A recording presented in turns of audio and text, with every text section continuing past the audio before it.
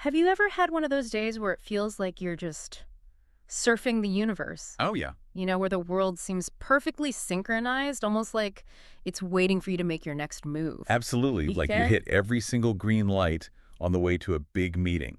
Exactly, a little urban miracle. Or maybe you find yourself thinking really intensely about an old friend, someone you haven't spoken to in years. And then your phone buzzes. And it's a text from them, right at that very second. It feels like more than a coincidence. And sometimes, it goes so much deeper than that. Uh-huh. Think about a small act, something that feels almost trivial, Okay. like giving up your seat on a crowded train to a stranger who looks exhausted.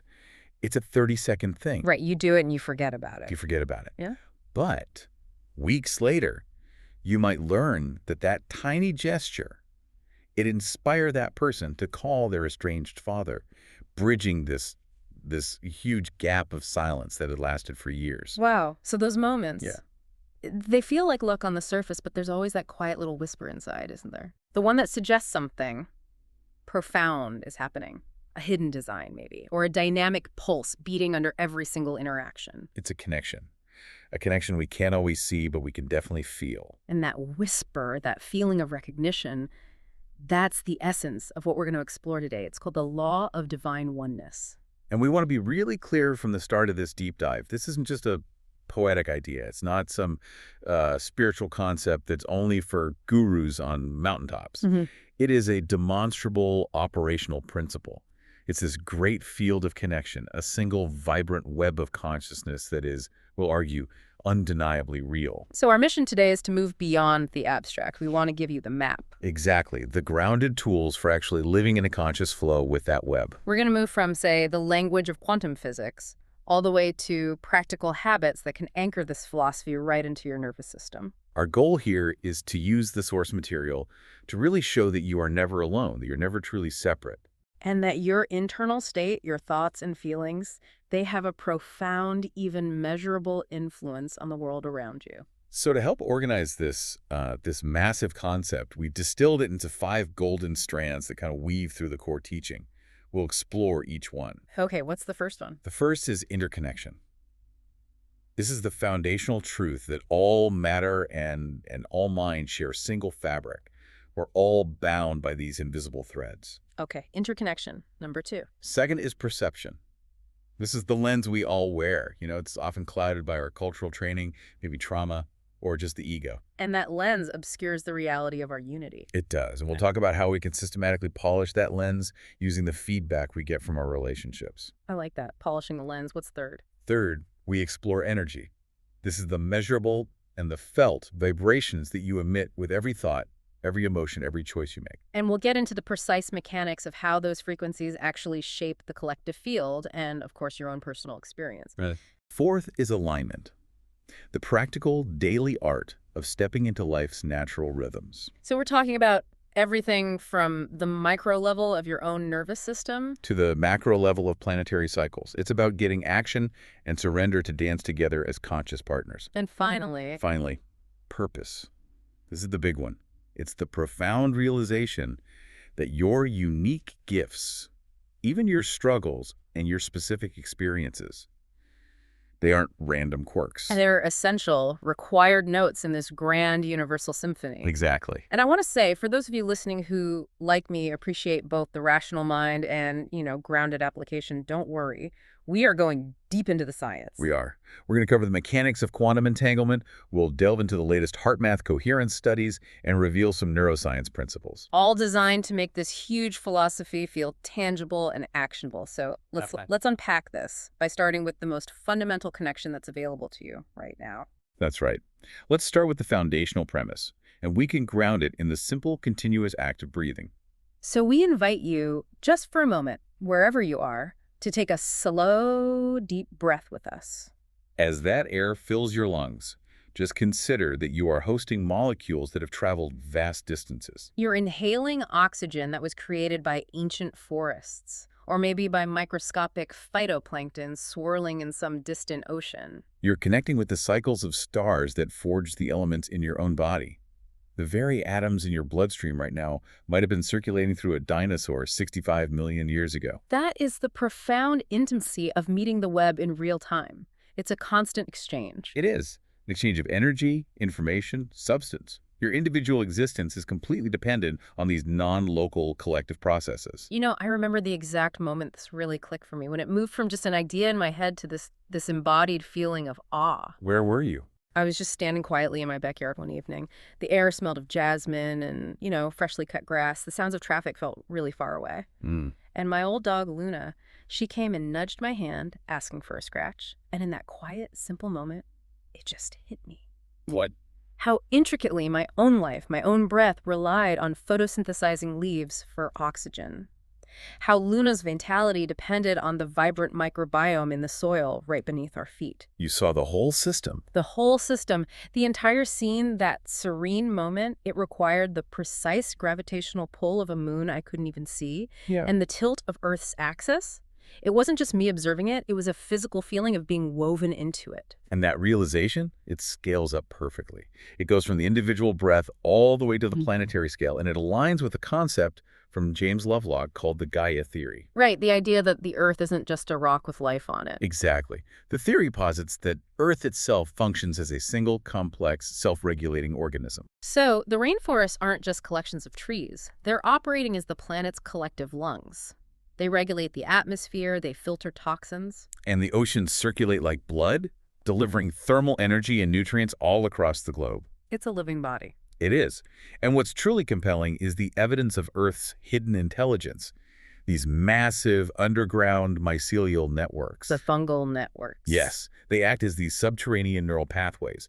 They allow trees and plants to exchange data, to communicate warnings about pests or drought. So they're sharing nutrients with weaker neighbors. It's like the planet's vast unconscious internet. That's a perfect analogy. And if you picture yourself then as just one cell in that larger Ganon body, then your individual health and your actions become completely inseparable from the wellness and the integrity of the whole system. right? And if that's the macro connection, the big picture, then if we dive down past the ecosystems and the cells, we get to the subatomic level. And that's where we find probably the most compelling piece of physical evidence for oneness in all of modern physics. Quantum entanglement. It is truly mind-bending. When two particles, let's say two photons, are born from the same event, they become so intimately linked that they share a single quantum state. So what does that mean? They share a state. It means that if you change a property of one particle, say its spin or its polarization, you instantly change the property of the other one. Instantly. Instantly, regardless of the distance separating them. They could be in the same lab or on opposite sides of the galaxy. And when you say instantly, you really mean faster than light. Faster than light can travel, which is precisely why Einstein famously dismissed it. He called it spooky action at a distance. Because it just completely challenges our classical understanding of reality. It violates that principle of locality. The idea that an object can only be directly influenced by its immediate surroundings, entanglement says that's not the whole story. And this isn't just a theory, is it? It's been proven. Oh, it's been robustly proven, time and time again. It consistently passes the test of what's called Bell's theorem. And without getting lost in the math. What does that prove? It essentially disproved the idea of hidden variables, the idea that the particles were just, secretly pre-programmed to agree on their states before they were separated. So the connection is real and it's happening in real time. The experiments confirm it. The connection is instantaneous and it is non-local. The implication of that for our deep dive today is it's profound. It is. If the foundational building blocks of everything, these subatomic particles, can stay connected in this extraordinary non-local way across thousands of miles. Then the entire universe, including us, humans, animals, galaxies, must fundamentally exist within a similar shared field of connection. So entanglement suggests that at the most basic level of reality, time and space are not barriers to influence. That's right. And if we step back up to the macro level, we find chaos theory affirming this same principle's sensitivity through the iconic butterfly effect. Ah, yes, Edward Lorenz's poetic idea. A butterfly flaps its wings in Brazil. And it can set in motion atmospheric currents that eventually culminate in a massive monsoon over in India. It's mathematical proof that these tiny, tiny shifts in the starting conditions can yield vast, non-linear divergences down the line. And our rational mind, it struggles with that. We tend to think of consequences linear, A leads to B. But the universe operates exponentially. Which is crucial to remember, especially when we dismiss our own thoughts or our small actions as, meaningless or trivial. Right. If the atmosphere is that sensitive to a small displacement of air, how sensitive is the social and energetic field to an intentional choice? Exactly. I think the anecdote from the source material about the grocery store just illustrates this perfectly. Tell us. So I was rushing, my mind was buzzing with to-do lists, completely focused on my own isolated little world. We all been there. Totally. And I saw an elderly man struggling to reach a can of soup on a high shelf, and surprising myself, I actually stopped. Just for a moment. Just for 30 seconds, I retrieved the can, shared a few lighthearted words with him. A momentary pause in my own focused chaos. A tiny ripple. That's exactly it. A 30-second kindness that I immediately forgot about. But it didn't end there. No. Months later, I learned that small interaction, it became the nudge that this man, his name was Mr. Alvarez, that he needed. What was going on with him? He had been struggling profoundly after losing his wife, feeling incredibly isolated. And that 30-second interaction, it just restored a tiny sliver of his faith in human connection. And that was enough. It was enough to lead him to join a local community garden. And there, he started mentoring neighborhood teenagers in horticulture. Wow. And he ended up providing fresh, healthy produce to dozens of families in the area who couldn't afford it. So the intention of kindness deployed over just 30 seconds in a grocery aisle. Created nourishment and mentorship and economic stability for an entire block, months down the road. It moved from a trivial action to this sustained, large-scale community uplift. That is the law of divine oneness, operating through conscious choice. It shows that if our intentional thoughts, our unspoken goodwill, can activate these kinds of results, then it demands that we treat every small choice as profound. and that ripple effect isn't just behavioral. Our inner states, our emotions, they are literally sending out measurable frequencies that continuously shape what we could call the emotional weather map. This is where we can bring in the really fascinating work of the Heart Math Institute. Yes, they've established that the human heart generates an electromagnetic field that is far more powerful than the brain's field. How much more powerful? Quantifiably, the heart's electrical field is about 60 times greater in amplitude and its magnetic field. The one that passes through the body and extends outwards. Right. That magnetic field is thousands of times stronger than the brain's. And this field influences the nervous systems of people nearby through a process called entrainment. So you don't just feel the stress or the calm in a room. No, your body is registering a distinct, measurable frequency that's radiating outward from others. And they use the term coherence to describe an optimal state, right? They do. When we're stressed or fearful, our heart rhythm looks erratic, chaotic on a graph. But when we intentionally shift into a state of appreciation or gratitude, The rhythm becomes a smooth, organized sine wave pattern. exactly, and that shift in coherence instantly changes the frequency you're broadcasting. It's like tuning a radio, So if your heart is chaotic, you're broadcasting noise and anxiety. which the nervous systems of people near you will pick up on. But if your heart is coherent, you broadcast stillness and calm. You're offering a shared resource to those around you. There's a great example of this, teaching meditation to a classroom of 28 sixth graders. Oh, I can just imagine the chaos. It was total chaos. Yeah. Wiggly, loud, focused on comparison and competition, especially at the start of the year. But they committed to starting each morning with just 5 minutes of guided, mindful breathing. So they were intentionally generating heart coherence, both as individuals and as a group. And after just a week, the change was profound. Their collective inner stillness became a shared resource that lowered the overall chaos in the room. The students sat taller, their voices actually softened even when they were playing, and conflicts started to resolve themselves before they could escalate. So the subtle electromagnetic field generated by those 28 coherent hearts had literally rewired the social weather inside that classroom. It's the perfect microcosm. Our inner state sets the barometer for the collective environment. But this undeniable interconnectedness, it raises a central question, which brings us to our next segment. Which is, If the universe is this unified, if we're all this connected, why do we walk around feeling so fragmented, so isolated, and so often in pain? that is the core challenge, isn't it? We have to look at the powerful illusion of separation that really modern society has spent centuries polishing into a functional ideology. Our whole cultural story is woven from narratives that prioritize competition The idea of the individual isolated hero, and the pervasive myth of scarcity. Think about the core messages we internalize from the time we're kids. Climb the ladder, survival of the fittest. Winning at life. That framing conditions us to see other people not as connected partners, but as competitors for finite resources. Competitors for jobs, for money, for attention, for affection. And this narrative has a profound impact on the psychological structure we call the ego, which is essential for survival, but it's easily co-opted by this cultural story of isolation. So the ego's job is really boundary setting, self-preservation. Right. On a healthy day, it provides structure and identity. But when it internalizes that me versus the world stance, the illusion of separation, it starts throwing up these ramparts of judgment, fear, and comparison, It's constantly scanning the environment for threats. and measuring me against them. That's the psychological mechanism behind something like social media envy. The ego interprets someone else's success as a direct threat to your own limited potential. But if we are fundamentally wired for connection, as all this evidence seems to suggest, why does the pain of separation feel so acutely real and so universal? I mean, don't we need the ego to navigate a competitive world? That's excellent distinction. Yes, the ego is necessary.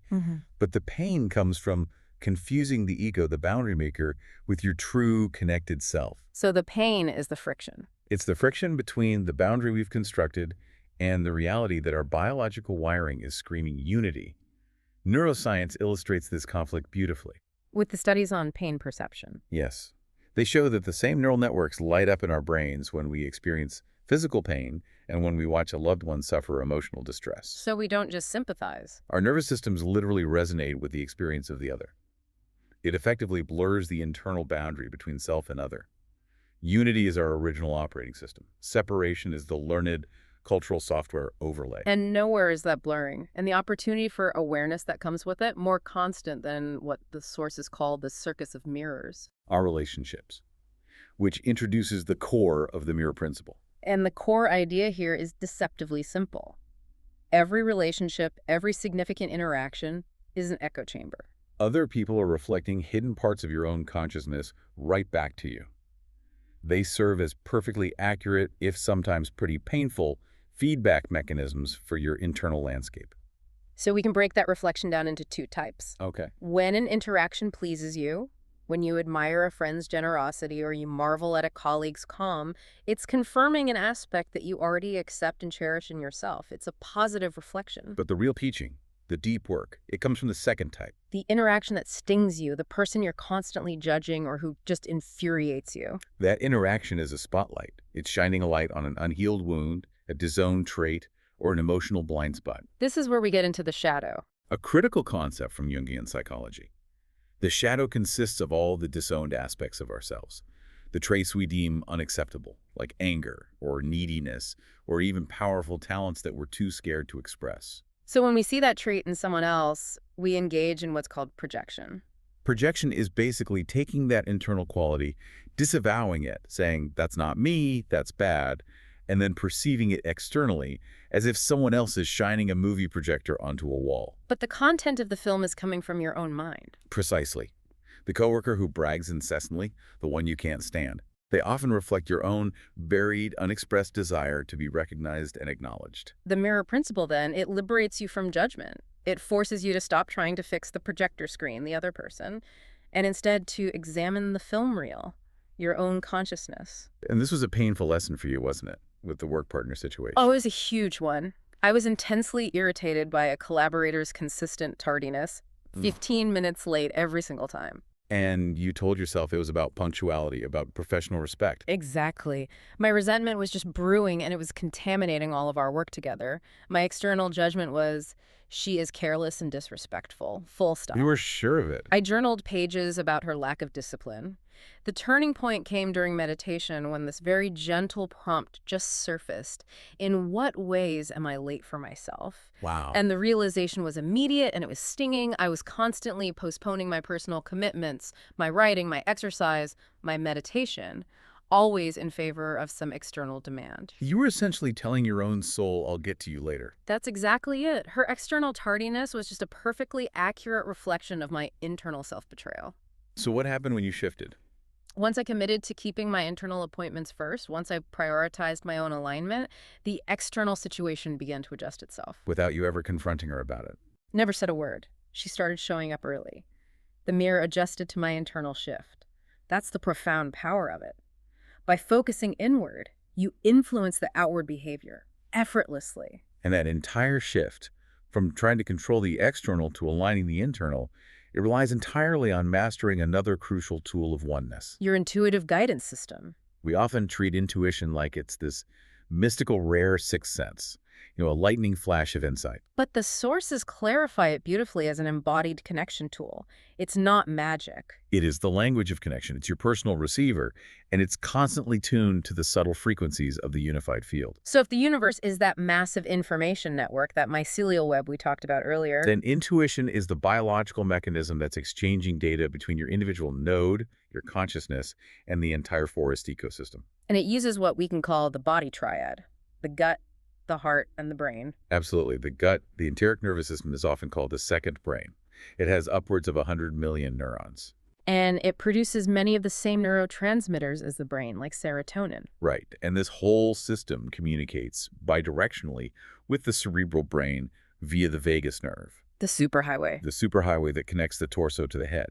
And the vagus nerve is so critical because it's the primary conduit for regulating our parasympathetic nervous system. Our rest and digest state. Right. So when we feel a true intuitive hit, a gut feeling, a sinking sensation, or a sudden warmth in the heart, it's often the vagus nerve carrying that somatic information upward, bypassing the linear thought process of the cerebral cortex. So the challenge then becomes discernment. Yes. How do we separate that true guidance, which flows from the connected field, from all the noise of fear and anxiety and wishful thinking, which flows from that egoic structure of separation? The Law of Divine Oneness offers a really simple test, and it's based on the energy signature. How does it feel in the body? How does it feel? True intuition, the language of the unified field, it feels calm, it feels expansive, and it aligns with harmony. It's a steady, quiet current of knowing that might be firm, but it's never coercive. And fear. Fear shouts, it compresses your energy, creates that constriction in your chest or your stomach.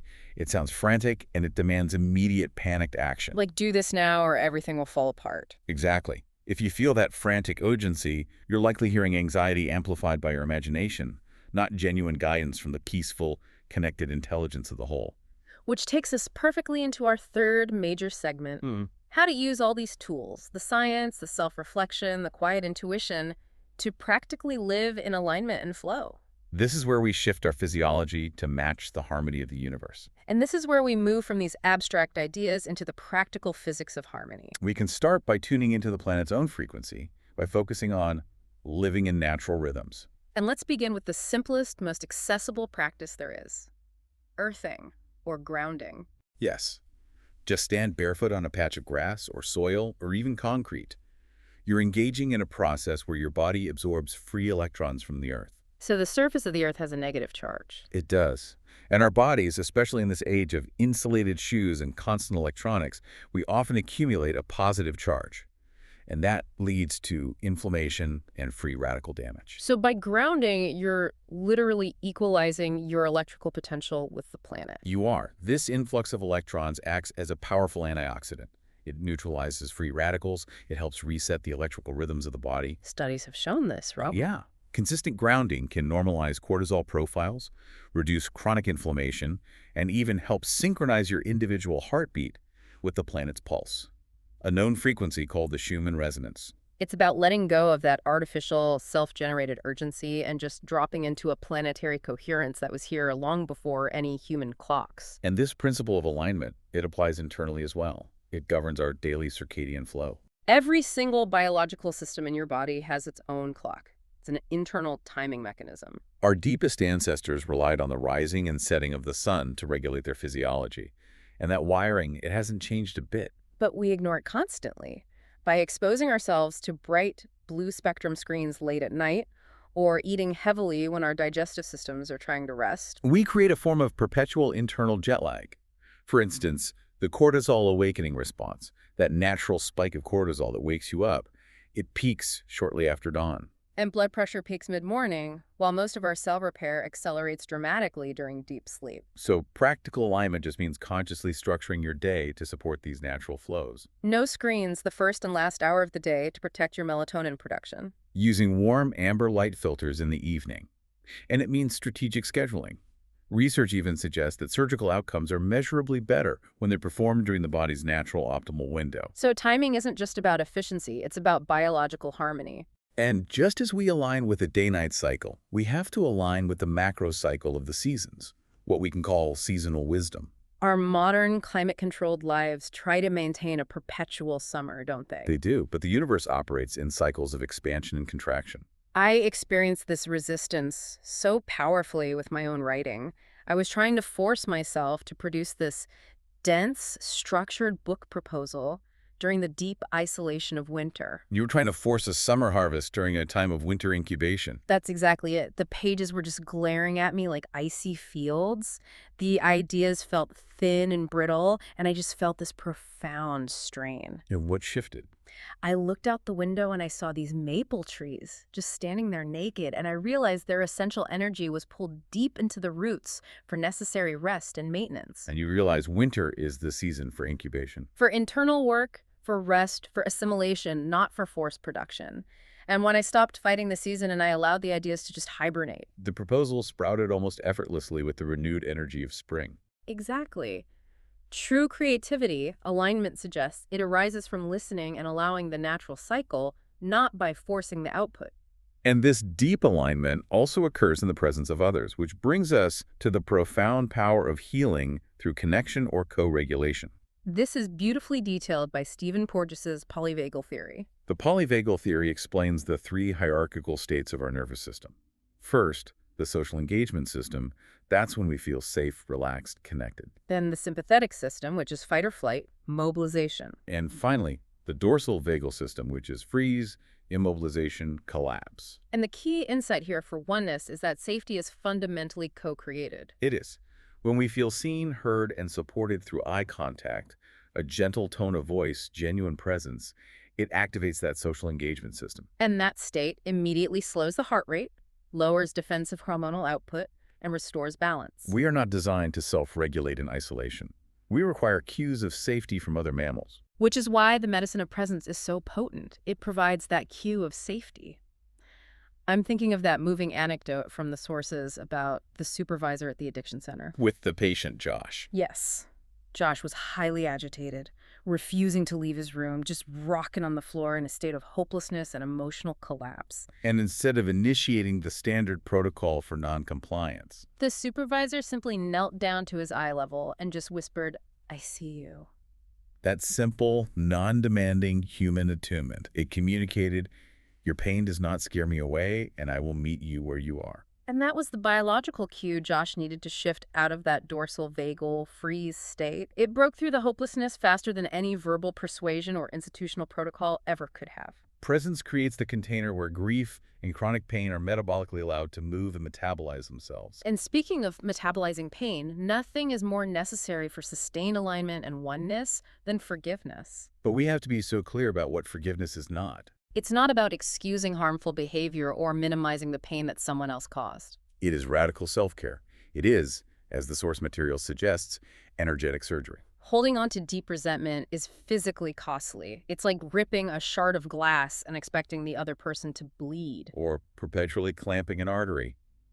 Physiologically, chronic resentment triggers the continuous release of stress hormones like cortisol and adrenaline. Which leads to inflammation, elevated heart rate, hypertension. It keeps the trauma alive in the body. I remember the story of Carter, who nursed this 2-decade-long blazing resentment toward his hypercritical father. And it resulted in high blood pressure and chronic jaw pain for him. He was effectively poisoning himself daily with the past. And he couldn't release the physical symptoms until he shifted his perception. He stopped seeing his father as the current tyrant. And started seeing him as a scared, wounded 21-year-old soldier, fresh from war, who just lacked the tools for emotional intimacy. That perceptual shift, the collapsing of the illusion of separation, was the surgical release. It allowed him to empathize with his father's internal pain, which was the source of all the criticism. And Carter's blood pressure normalized without medication. He had freed himself energetically before he even spoke to his father again. Which proves the release happens entirely within your own field. And the final piece of this alignment segment is the ultimate frequency amplifier, gratitude as a gateway to oneness. Gratitude is the fastest way to achieve that heart-math coherence we talked about earlier. It resonates at a high, expansive frequency. It opens, it lifts, and it connects you back to the unified field. It invites the surrounding systems, both internal and external, to match its harmonic. It's a principle known as entrainment. And we saw this powerful physics demonstrated in the hospice patient anecdote. A room full of nurses and volunteers gathered, holding hands and just sending collective appreciation for the life of the patient. Yeah. They generated this massive field of collective gratitude. And this action resulted in the patient's erratic heart monitor stabilizing. His eyes opened and he whispered, "Beautiful." The collective appreciation literally stabilized the physical field of the patient. And that's the energetic impact. But gratitude also has a profound neurological impact. It does. A consistent practice strengthens the neural circuits that are linked to empathy and perspective taking, particularly in the medial prefrontal cortex. So gratitude creates a positive, self-reinforcing feedback loop. By focusing on what is sufficient and good, you're actively starving the old pathways of resentment and scarcity and comparison. You're essentially pruning them from lack of use. And maybe most importantly, gratitude completely subverts the cultural engine of scarcity. Scarcity is defined by what you don't have. And gratitude is defined by acknowledging what you have for free. The simple given sufficiency of air and light and water and the faithful beating of your own heart. When you acknowledge that sufficiency, you instantly reclaim authorship of your internal narrative. You shift from lack to abundance. And the universe has to mirror that back to you. I found this out during a brutal freelancing dry spell in my 20s. You were paralyzed by worry. Completely. The scarcity mindset had hijacked my ability to produce anything. My nervous system was just screaming, lack. What did you do? I forced myself to walk to a park, and I consciously started listing things I had for free. Lungs drawing clean air, sunlight warming my skin, the loyalty of my dog. That subtle internal shift, that momentary feeling of being rich in sufficiency. Yeah.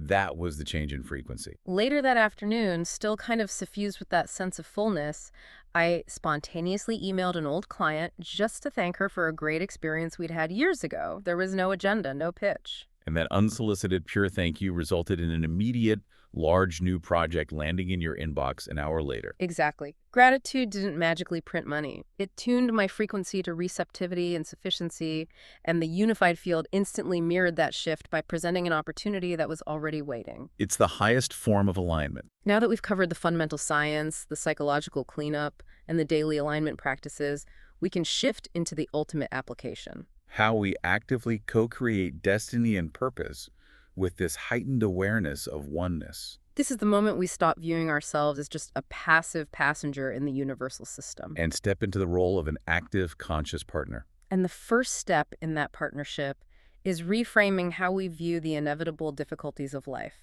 We stop seeing challenges as hostile intruders or some kind of external punishment. And we start seeing them as weather systems, necessary temporary processes of reorganization. In systems theory, chaos is often the necessary precursor to a higher level of order. So the first skill is recognizing, as we said earlier, that the storm and the sailor are participants in the same dance. The crisis is real, but so is the profound connection that the crisis strips everything else away to reveal. Think about the anecdote from the sources about the father's sudden heart condition. The crisis was terrifying arteries requiring immediate surgery. But the amplification of love, the absolute luminous clarity of connection and priority that flooded that hospital room, that was just as real as the physical pain. The crisis stripped away all the peripheral noise, the small grievances, the daily stresses. And it revealed the robust relational web that was sustaining the family all along. The storm didn't create the love. It just illuminated the love that was already there. And this leads perfectly to one of the most misunderstood spiritual concepts necessary for co-creation. The paradox of surrender. People often mistake surrender for passivity or resignation, throwing your hands up and giving up your agency. But the sources define surrender as active partnership. It's trusting the intelligence of the whole system rather than demanding control over every single outcome. It's the subtle difference between fighting the current and learning how to float and guide yourself with minimal friction. The resistance, not the current itself, is what exhausts us. You learned this intimately, didn't you? With that chronic back pain during a silent retreat. Oh, I did. Initially, I tried to strategize my way out of the pain basis. Better stretches, different cushions, complex breathing techniques. I was applying force to the problem. But the body was carrying emotional narrative that went way beyond physical mechanics. Precisely. The pain was the physical inheritance of decades of over-responsibility, of constantly striving for external approval and trying to hold the world together for everyone. So what happened when you surrendered? In surrendering to the sensation, instead of fighting it, I allowed the pain to articulate its message. And in doing that, I accessed a deeper agency, the freedom to release an outdated identity based on striving. And the tension in your back eased. The pain subsided, and I felt buoyed by a lighter spine and a lighter heart.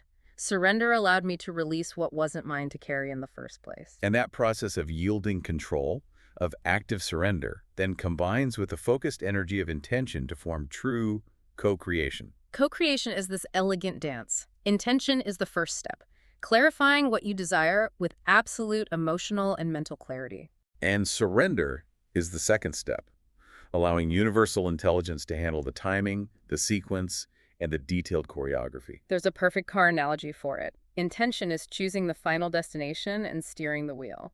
And surrender is trusting that the engine works, the gas tank is full, and the road network is sufficient to get you there, even if you don't know the exact sequence of every turn in advance. And the result of that partnership is what's called inspired action. It's action that bubbles up from a calm, connected, coherent state. Not from anxiety or frantic strain. It feels inevitable, often accompanied by this quiet conviction that makes the necessary effort feel almost effortless. You experience this directly with your intention to teach about oneness. I did. I longed to share this knowledge, but I had no platform, no contacts in that space. So you set a simple, clear intention. Allow me to share this truth with those who are ready, in a way that serves the highest good. And then I just surrendered the how and the when. I focused on my alignment practices. And 2 weeks later, a friend called me, completely unexpectedly. A local community center had an empty lecture slot. And she said my name just popped into her mind, out of nowhere. So you responded immediately. You seized the impulse. Exactly. The co-creation required both the devotion of my clear intention and the motion of answering the call when the universe delivered it. And we have to address the inevitable friction point in co-creation, trusting timing. The not yet is so rarely punishment. It is almost always incubation or necessary retooling. The universe operates on this vast, complex tapestry of interconnected timing that's far beyond our immediate sight.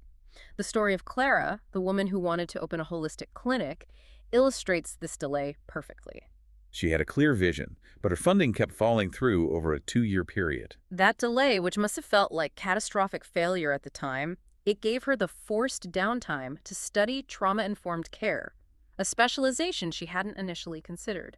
And that expertise proved absolutely vital when she eventually did open her doors, because the community she served needed exactly that nuanced approach. The universe used the detour for essential growth. The delay ensured that when the clinic finally opened, it wasn't just a good clinic that satisfied her ego, but the right clinic that satisfied the genuine needs of the community and the larger system. And as we navigate this process of alignment and co-creation, it naturally guides us to our highest contribution. Living your purpose within the greater whole. Purpose is not a solitary conquest for self-fulfillment. It's your unique contribution to the cosmic design, your personal melody in the universal orchestra. And when you find your true pitch, the entire tapestry of life becomes more resonant and vibrant. And often, the clue to that golden thread of purpose is hidden in plain sight. Often in the places we were told to abandon, like the pure joy of our childhoods. Oh, like the story of Maya, the attorney who felt perpetually drained by her litigation work. When she revisited her childhood, she realized her greatest joy was in storytelling and drawing these elaborate, fantastical worlds. And she integrated that clue. She shifted her legal career toward writing social justice narratives. She translated complex legal issues into accessible human stories that actually moved policymakers to act. So she didn't abandon her skills. She filtered them through her unique light, which made her work exponentially more impactful. And the power of that aligned purpose is amplified exponentially through the ripple effect, simply because the web of oneness is so vast and interconnected. Think of your friend Jonah, who volunteers one Saturday a month teaching basic coding to under-resourced teenagers.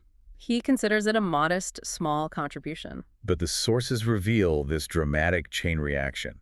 A student from his class earned a full scholarship to a state university. And inspired by Jonah's dedication, she now mentors younger students in the computer science department. So Jonah's purpose radiates. It's influencing the academic path and future careers of people in a university hallway he has never even visited. Your small act of kindness, your unique artistic contribution, your dedication to your family or your community, it all generates waves that travel far beyond your line of sight. And finally, we have to remember that the evolutionary arc of purpose is fluid. It's not fixed. The core essence remains, but the application matures as you do. The same core commitment to justice and reconciliation drove Nelson Mandela as a fiery student activist, a prisoner on Robben Island, and a unifying president. For you, the application of your purpose matured from author and thought leader to intent caregiver during a family crisis. The how changes, but the core essence, the desire to shine light into darkness, it remains. Purpose is the continuous conscious contribution of your unique light to the whole system. Which brings us to the synthesis of this entire deep dive. We've traveled from the non-local connection of quantum entanglement all the way to the fluid architecture of co-created destiny. For the rational learner, we've shown that the law of divine oneness isn't abstract. It's a lived reality found in the measurable coherence of heart math research, the unflinching honesty required by the mirror principle, and the physiological wisdom of the circadian rhythm. Your healing is co-created, and your small actions literally do ripple globally. And we acknowledge that hard days will inevitably come.